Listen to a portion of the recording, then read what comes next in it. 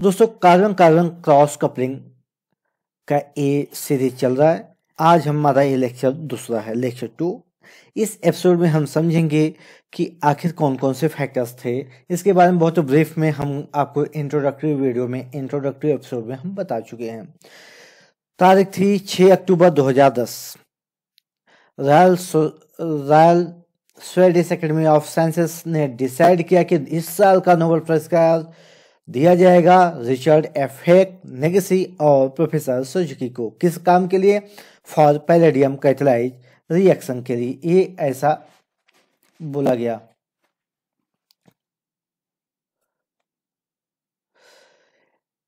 ये हम स्क्रीन पर देख रहे हैं तीनों प्रोफेसर के नाम। यहाँ पर स्वीडिश एकेडमी ने घोषित किया है और पूरी दुनिया में फिर चर्चा होती है आखिर ये तीनों नाम हैं क्या। हेक कौन है, नेगेसी कौन है और सुजुकी कौन है। इन्होंने ऐसा कौन सा तोप चला दिया भाई कि इनको नोबेल पुरस्कार दिया जा रहा है। दोस्तों तोप नहीं है तो हाइपरसोनिक मिसाइल चला दिए थे। जी हाँ, मैं बात कर रहा हूं तो आपको पिछले एपिसोड में भी बताया था कि सेकेंड वर्ल्ड वार तक पूरी दुनिया का युद्ध कहना तो सही नहीं होगा, हम अन्याय करेंगे मानवता के साथ।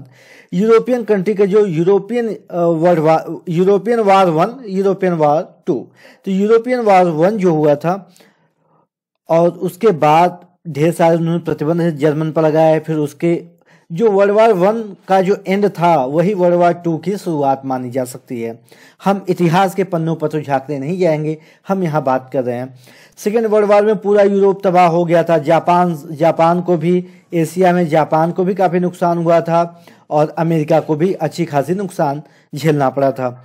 उसके बाद पूरी दुनिया को, मुख्य रूप से यूरोपियन कंट्री को जरूरत पड़ी वो अपने देश को कैसे विकसित करें। इसके लिए उनको मटेरियल की जरूरत होगी, वो भी सस्ते मटेरियल जिससे वो रिकंस्ट्रक्शन कर सकें, फिर से वो नई चीज़ें, इंफ्रास्ट्रक्चर को डेवलप कर सकें। यानी नए मटेरियल की आवश्यकता होगी। इस नए मटेरियल की आवश्यकता की इस जरूरत को पूरा करने के लिए एक नया मटेरियल डिस्कवर हुआ जिसको हम प्लास्टिक के नाम से जानते हैं। जी हाँ, पॉलीमर और प्लास्टिक का आविष्कार सेकेंड वर्ल्ड वार के बाद की एक बेहतरीन अनमोल देन हम कह सकते हैं मानव जाति के लिए। जो प्लास्टिक और पॉलीथीन इनका आविष्कार हुआ, इसके द्वारा हमने सस्ते मटेरियल्स बनाए। वैज्ञानिक समाज ने सस्ते मटेरियल बनाकर दिया, उसका इंडस्ट्रियलाइजेशन किया गया और यूरोप फिर से विकसित देशों की सूची में हो गया। आप ये समझो 1945 तक जो जापान के सरेंडर करने के बाद यूरोपियन कंट्री तब तक काफ़ी हद तक तबाह हो चुके थे। उन्होंने अगले 20 से 30 सालों के अंदर अपने ऊपर जबरदस्त काम किया। ये इंस्पायर होने वाली चीज़ें, ये हमको भी इंस्पायर होने वाली चीज़ें। हमारे यहाँ तबाही इतनी तो नहीं हुई थी, लेकिन हम आज भी पीछे क्यों हैं। जी हाँ, चलिए हम इतिहास के पन्नों को छोड़ते हैं। मैंने the origin of cross coupling reaction, तो क्रॉस कपलिंग रिएक्शन को हम समझने से पहले ये समझ सकते हैं कि सबसे पहले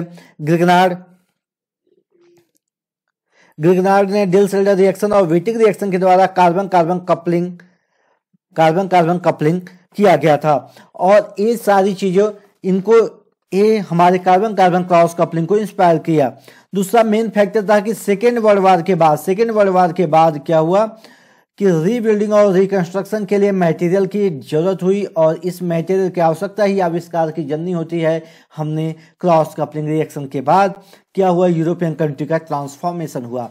हमने ऐसा देखा, एक केमिस्ट्री के स्टूडेंट बहुत अच्छे से जानते हैं कि डी ऑर्बिटल की वजह से जो ट्रांजिशन मेटल्स होते हैं उनके अंदर transition metals have unique ability to activate the organic compounds for formation of new bonds. इसी कड़ी में आगे कहानी बढ़ती है। वाकर कंपनी जाना पहचाना नाम है, बहुत ही दुनिया के शायद ही कोई होगा जो वाकर कंपनी के बारे में न जानता हो। तो वाकर कंपनी ने पैलेडियम कैटालाइज ऑक्सीडेशन प्रोसेस को इन्होंने डेवलप किया फॉर एथाइलिन टू एसिटल्डिहाइड। ठीक है, तो एयर के प्रेजेंस में एथाइलिन को एसिटल्डिहाइड में कन्वर्ट किया पैलेडियम कैटालाइज के द्वारा। इसके द्वारा तो बाढ़ से आ गई और फिर यही शुरुआत होती है। इतिहास के पन्नों में इसको सुनहरे अक्षरों में लिखा जाएगा। वाकर इंडस्ट्री ने जो palladium catalyse oxidation reaction of ethylene to acetaldehyde develop किया, इसके द्वारा हम कह सकते हैं it is the key factor for the origin of cross coupling reactions. और इसी का ये नतीजा हुआ कि 2005 में, 2010 में और बाद में 2021 के नोबेल पुरस्कार की रूपरेखा ये वॉकर प्रोसेस ने ही, वॉकर इंडस्ट्री ने जो ये ऑक्सीडेशन प्रोसेस डेवलप किया उसने तय कर दिया। 2005 में नोबेल प्राइज दिया जाता है मेटल कैटालाइज रिएक्शन के लिए। 2010 में हेक्स, सुजुकी और नेगेसी को नोबेल प्राइज दिया जाता है for develop palladium catalyse cross coupling reaction के लिए। और 2021 का जो नोबेल प्राइज, इंपॉर्टेंट चीजें हैं इसको समझना चाहिए, 2021 का जो नोबेल प्राइज दिया गया वो था कि हमने तो पहले कपलिंग रिएक्शन कराना था, हमें ये देखना था भाई रिएक्शन होता है कि नहीं, कैसे कराएं। अगर रिएक्शन हम करा देते तो उसके ब्लू केमिस्ट्री, उसके ग्रीन केमिस्ट्री एस्पेक्ट को देखते हुए हम ये कोशिश करते हैं कि मेटल फ्री रिएक्शन होना चाहिए, मेटल फ्री कैटलिस्ट होना चाहिए, क्योंकि जो इनऑर्गेनिक इम्प्योरिटीज की होती है इसको ROI एक टेस्ट होता है जो रिसर्च से जुड़े हुए हैं वो इसको बहुत अच्छे से जानते हैं। रेसिड्यू और इग्निशन, जलाने के बाद जो सल्फर के सॉल्ट बनते हैं इनऑर्गेनिक मटेरियल के द्वारा, उसके अमाउंट से हम पता करते हैं मेटल कैटलिस्ट या इनऑर्गेनिक इम्प्योरिटी है कि नहीं है। तो मेटल कैटलिस्ट को हम अगर हटा देते, क्योंकि मेटल कैटलिस्ट का ह्यूमन बॉडी से लेके हमारे पूरे इकोसिस्टम के लिए बहुत ही बैड इम्पैक्ट इसका है, इसलिए जरूरत पड़ी थी कि हम मेटल को किसी ऑर्गेनिक ग्रुप के द्वारा रिप्लेस करें, और सफलता भी मिली और 2021 का नोबेल पुरस्कार इसी बेस पर दिया गया। और हम यहाँ पे एक चीज देख सकते हैं, हम ग्लेशियर कपलिंग को तो बाद में देखेंगे, यहाँ पे एक चीज हम आपको बताएं कि अगर हम बात करें the origin of cross coupling reactions, cross coupling reaction को देखा जाए तो क्रॉस कपलिंग रिएक्शन को समझने के पहले हमें यह समझना होगा organo copper,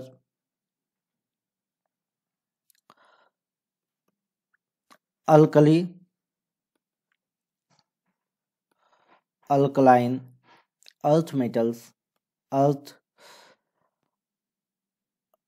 organometallic, earth organometallic chemistry.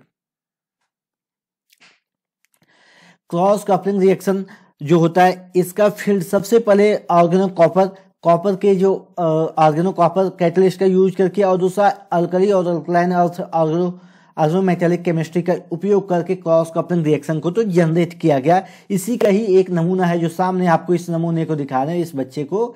एक ग्लेशियर कपलिंग रिएक्शन जो है इन्हीं का ही आप यहाँ पर कॉपर का यूज करके बनाया गया। लेकिन कॉपर मेटल का टॉक्सिक इफेक्ट होता है, अल्कली और अल्कलाइन अर्थ मेटल्स जो होते हैं इनके जो ऑर्गेनो कैटलिस्ट होते हैं इनका भी बहुत ही एडवर्स इफेक्ट होता है। तो हमें ये ध्यान देना है कि हमें ऐसे कैटलिस्ट को अब यूज करना है जिसका इन्वायरमेंट पर, जिसके लिए हम यूज इन्वायरमेंट के साथ साथ पूरे इकोसिस्टम पर कोई भी बैड इफेक्ट ना हो। लेकिन ऐसा कॉपर के केस में और अल्कली मेटल्स और अल्कलाइन अर्थ मेटल्स के केस में ऐसा नहीं होता है। लेकिन कोई नहीं, इसी के द्वारा, इन्हीं बार बार रिएक्शन के द्वारा ये देखा गया कि हमें palladium catalysed cross coupling reaction CCR का palladium catalysed cross coupling reaction को डेवलप किया गया। आइए हम समझते हैं कि ग्लेशियर कपलिंग क्या है। ग्लेशियर ने कुछ नहीं कहा, सिंपल से कहा भैया अगर आपको रिएक्शन कराना है, मान लो कौन सा है, एक ग्रुप है, ठीक है। अब इसका आपको रिएक्शन कराना है तो क्यूप्रस क्लोराइड को के साथ रिएक्शन कराइए बेसिक कंडीशन में, और ETOH ए सॉल्वेंट होता है, ये डाइमराइजेशन रिएक्शन देता है। ये होमो कपलिंग रिएक्शन, सबसे पहले पहले तो कपलिंग रिएक्शन हमें समझना पड़ेगा, कपलिंग रिएक्शन होता क्या है। मैं यहाँ समझा नहीं रहा हूँ, आपको इतिहास बता रहा हूँ, हिस्ट्री। तो सबसे पहले हमें तो ये देखना पड़ा कि कपलिंग होता है कि नहीं है। पहले होमोजीनियस कपलिंग कराया गया, एक ही जात में शादी कराई गई, और भैया देखा गया एक ही जात में शादी तो आसानी से हो रही है, देखते हैं इंटरकास्ट मैरिज भी पॉसिबल है क्या। इंटरकास्ट मैरिज जो होता है वही क्रॉस कपलिंग रिएक्शन होता है। इंटरकास्ट मैरिज का मतलब अलग अलग विचारधाराओं के बीच मेल मिलाप होना और देश को सशक्त बनाना। यहाँ पर मेरा सामाजिक तथ्यों से कोई बस समझाने के पर्पज से मेरा है बताने का तरीका है, इसका बाकी सही है गलत है इस पर कुछ नहीं बोलना है। इसको डेवलप किया गया इसको किस सन में डेवलप किया? 1869, शायद किसी का जन्म हुआ था इंडिया में, आपको याद है? ये ऑक्सीडेटिव डाइमराइजेशन रिएक्शन है, ऑक्सीडेटिव डाइमराइजेशन रिएक्शन है, इसका यूज किया गया। बाद में दूसरे ढेर सारे लोगों ने, जैसे कि बेयर ने इंडिगो का सिंथेसिस किया 1882 में, यानी कि इसके 13 साल बाद। फिर समय आता है उल्मान का। अब समय किसका आ गया? उल्मान।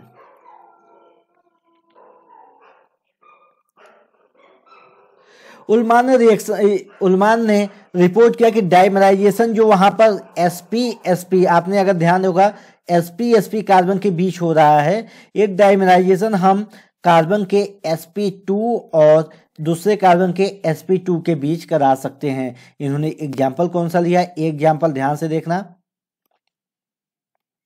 कोई भी यहाँ पर लिविंग ग्रुप NO2 हम लेते हैं NO2 के साथ और इसको हम कॉपर के प्रेजेंस में लगभग 3.7 इक्विवेलेंट उन्होंने यूज करके बताया था। और टेम्परेचर, बहुत ज़्यादा टेम्परेचर, ये भी एक फैक्टर है। जो हम टेम्परेचर बहुत ज़्यादा लेते हैं तो हम क्रॉस कपलिंग ऐसा डेवलप करते हैं कि टेम्परेचर कम यूज करना पड़े, कम से कम कैटलिस्ट का यूज हो और एम्बिएंट कंडीशन हो। ये जो डाइमराइजेशन हुआ यहाँ पर देखिए, ये कौन सा कार्बन है? sp2, और दूसरा भी इसका मालिक्यूल होगा तो वो भी क्या होगा? sp2। तो sp2 के बीच, अब इसमें सिस अगर डाइमराइजेशन होगा, सिस ट्रांस ज़्यादा स्टेबल होगा। ये आप इलेक्ट्रॉनिक फैक्टर और स्टेरिक फैक्टर के बेस पर आप समझ सकते हैं। ऐसा हुआ और फिर बाद में इन्हीं सारे चीज़ों से मोटिवेट होकर ग्रिगनार्ड और वुड-फेटिंग केमिस्ट्री डेवलप हुआ। बाद में आपने ये रिएक्शन आप बहुत ही कॉमन है, आप जानते होंगे, एन ब्यूटाइल आयोडाइड का सोडियम और ड्राई ईथर के प्रेजेंस में अगर रिएक्शन कराया जाए तो डाई अल्काइल बनता है। ये कौन सा रिएक्शन होता है? आप जानते हैं, ये वुड्स ने डेवलप किया 1855 में और 1862 में फिटिंग ने जो ये अल्केन है इसको फिनाइल ग्रुप के रिस्ट्रक्ट में अराइल ग्रुप का डाइमराइजेशन कराया 1860, और इन दोनों को कंबाइन करके फिर एक रिएक्शन हुआ जिसको हम वुड्स फिटिंग रिएक्शन बोलते हैं। क्या बोलते हैं? Wurtz Fittig reaction.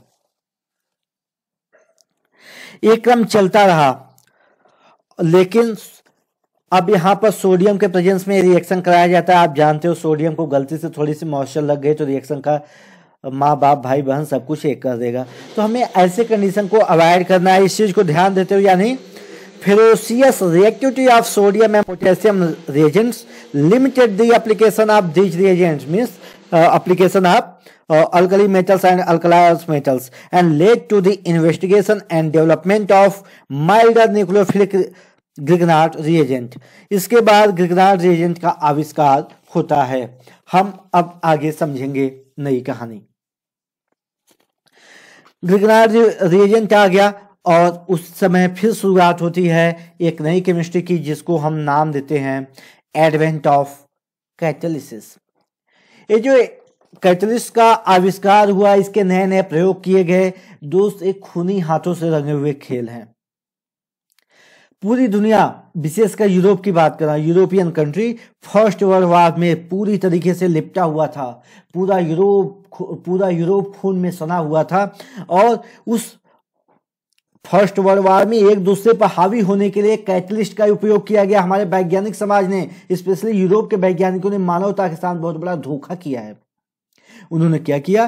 First world war में, जो वर्ल्ड वॉर हम जिसे कहते हैं, उसमें कैटलिस्ट का उपयोग करके ढेर सारे बहुत ही भयंकर विनाशकारी परिणाम देने वाले केमिकल को इजाद किया। किसने किया? यूरोप के वैज्ञानिकों ने। भारत के वैज्ञानिक नहीं कर सकते, क्योंकि हमारी संस्कृति ही कहती है सर्वे भवन्तु सुखिनः सर्वे सन्तु निरामया। हम तो हर एक जीव में शिव देखते हैं, हर एक कंकड़ में शंकर को देखते हैं। ये तो हमारी सभ्यता है, हमारे खून में है। हम किसी भी धर्म संप्रदाय जाति को मानने वाले हैं, लेकिन हमारी विरासत तो वही है, हम उन्हीं के हैं। इसलिए भारत के वैज्ञानिकों से कभी ऐसी विनाश लीला की उम्मीद की ही नहीं जा सकती, और हम करेंगे भी नहीं। सरकारें आती रहेंगी जाती रहेंगी, मानवता एक बार ही बची हुई है, इसको हमें बचाना हमारा कर्तव्य है। बाद में 1939 की बात आती है, 1939। एक कब का समय है? फर्स्ट सेकेंड वर्ल्ड वार, जिसको सेकेंड वर्ल्ड वार की शुरुआत होती है और जर्मन तानाशाह का आक्रमण होता है ब्रिटेन पर, रूस पर, इन सारे देशों पर। ठीक है, इन्होंने इस समय 1939 में एक साइंटिस्ट, क्या नाम है, मेरविन ने रिपोर्ट किया कि कॉपर, अगर हम कॉपर कैटालाइज सॉल्ट का यूज करते हैं तो अरिल डाइओजेनियम सॉल्ट को सब्स्टिट्यूट अल्किन के साथ एक अच्छा रिएक्शन दे सकता है। लेकिन यद्यपि अब यहाँ पे एक प्रॉब्लम था, मेरविन ने तो रिपोर्ट किया 1939 में कि अगर हम अराइल डाइओजेनियम सॉल्ट का सब्स्टिट्यूटेड एल्किन के साथ रिएक्शन कराएं तो कुछ नया प्रोडक्ट हो सकता है, लेकिन प्रॉब्लम ये थी कि कॉपर का यूज करना होगा। हम कॉपर के यूज से बचना चाहते हैं क्योंकि कॉपर का बहुत ही एडवर्स, बहुत ही खराब इफेक्ट होता है। इसके बाद क्रम चलता रहा और इसी क्रम में खैरास इफेक्ट आया। खैरास ने क्या बताया, उन्होंने खैरास ने ग्रिगनार्ड, देखो एक साइंटिस्ट हुए 1941 में, 1941 इतिहास की दृष्टि से भी बहुत महत्वपूर्ण। अमेरिका के पर्ल हार्बर बंदरगाह पर जापान ने भयंकर बमबारी की थी, किसमें, 1941 में। हम इतिहास को भी साथ साथ समझेंगे क्योंकि इतिहास के नजरिए से हम विज्ञान को समझेंगे तो हमें परेशानी नहीं होगी। 1941, इस समय ग्रिगनार्ड रिएक्शन को खैरास एक साइंटिस्ट थे, इनका नाम आपने सुना होगा, आपने पढ़ा भी होगा।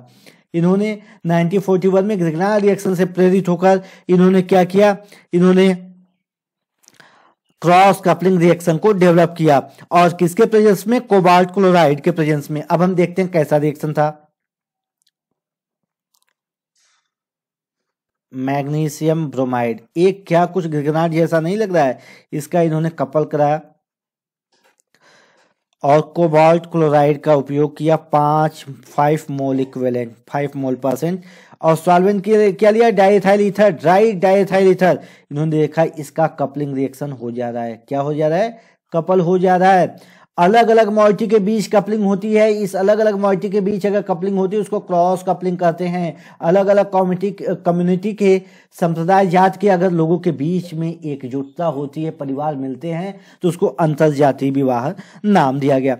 इस बेस पर वैज्ञानिकों को आइडिया लग गया, अरे हो देख, खैरास ने ऐसा कर दिया, हम भी तो कुछ नया कर सकते, चलो हम भी ट्राई करते हैं। तो ट्राई करने में, जैसे भारत में लोग ट्राई करते करते पॉपुलेशन को 1.5 अरब के लगभग पहुंचा दिए हैं, वैसे इधर भी ढेर सारे वैज्ञानिकों ने नित नवीन नए नए खोज करके कुछ नया ही कर दिया। इस जिसे आज 12 जनवरी है, 12 जनवरी विवेकानंद जी का जन्मदिन, भारत में राष्ट्रीय युवा दिवस, नेशनल यूथ डे के रूप में मनाया जाता है। विवेकानंद जी ने कहा था, अगर किसी दिग्विजयी रास्ते पर चल रहे हो तो चुनौतियां जरूर आएंगी। इसको दूसरे आसान भाषा में कुछ लोग बताते हैं कि अगर जिस दिन आपके रास्ते में कोई परेशानी ना हो, आपको कोई परेशानी का सामना ना करना पड़े, मतलब आप गलत रास्ते पर चल रहे हो। जी हाँ, आवश्यकता थी हमें सेकेंड वर्ल्ड वॉर की तैयारी करने के लिए, और उसी के कंडीशन में आप लोगों ने क्रॉस कपलिंग भी डेवलप कर दिया। किसने सबसे पहले डेवलप किया, खैरास ने क्या डेवलप किया, क्रॉस कपलिंग को। इसके पहले होमोजीनियस कपलिंग को किसने, ग्रिगनार्ड ने, मेरविन ने इन सारे लोगों का योगदान इसमें रहा है।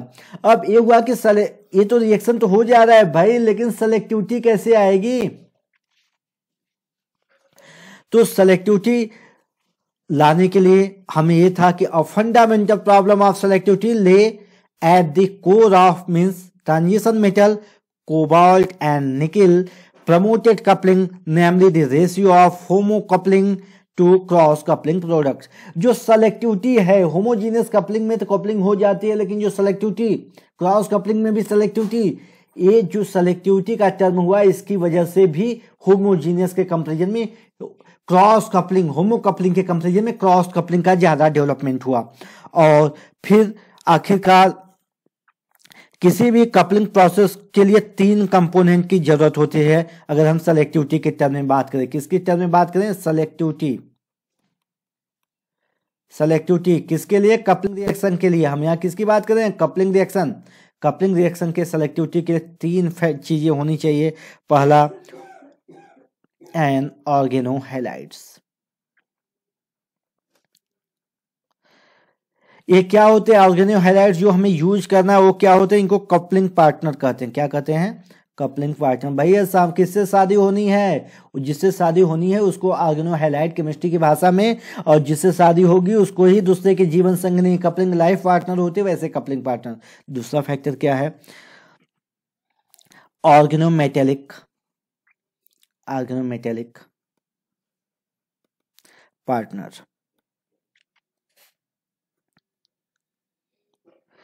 ये हैलाइड कपलिंग किसके साथ करेगा? वो ऑर्गेनोमेटेलिक पार्टनर होता है। अरे दूल्हा दूल्हे की बात की जा रही है ऑर्गेनोमेटेलिक में। और तीसरा जो होता है ट्रांजिशन मेटल। तीसरा क्या होता है? ट्रांजिशन मेटल्स यानी कि जो ये अगुआ होता है। देखो ट्रांजिशन मेटल क्या होता है? अगुआ होता है। इसमें दूल्हा क्या होता है? दूल्हा ऑर्गेनोमेटेलिक पार्टनर। दुल्हन क्या होती है? ऑर्गेनोहैलाइड जो होती है दुल्हन होती है। तो बिना अगुआ के क्या शादी हो पाएगी? तो दुल्हन, दूल्हा और अगुआ, ये तीनों चीज आप इसको बहुत अच्छे से याद रखना। ये जो तीनों चीज होती हैं इन्हीं तीनों चीज के बेस पर सेलेक्टिविटी डिसाइड की जाती है। तो दोस्तों सेलेक्टिविटी कैसे डिसाइड, कौन कौन से फैक्टर्स होते हैं मैंने बताया। And organohalides, generally organohalides are aryl or alkenyl as a coupling partner. Second, the stoichiometric organometallic partner either prepared separately or inside to prevent homocoupling of the halide coupling compounds. Third, a transition metal in stoichiometric or catalytic quantity to affect the carbon-carbon bond formation events. जैसे शादी events होता है वैसे carbon carbon bond formation भी बहुत बड़ा events होता है। तो दोस्तों ये रहा हमारा पहला जो हमने इंट्रोडक्टिव एपिसोड था 01 एपिसोड आपके लिए है। हम दूसरे एपिसोड में बारी बारी से हम समझाएंगे कैसे हेक ने शुरुआत किया सोनागसीदा से लेकर नेगेसी तक, कैसे वो फलता फूलता गया और वटवृक्ष जिसको हम क्रॉस कपलिंग रिएक्शन बोलते हैं। ठीक है, आप मेरे इस एपिसोड से ऐसे जुड़े रहिएगा। अपने कमेंट बॉक्स में कमेंट भी कीजिएगा। कोई आपको मॉडिफिकेशन की जरूरत होगी तो आप जरूर बताइएगा। हम आपके लिए पूरा सीरीज जल्दी कंप्लीट करने वाले हैं। जय हिंद दोस्तों।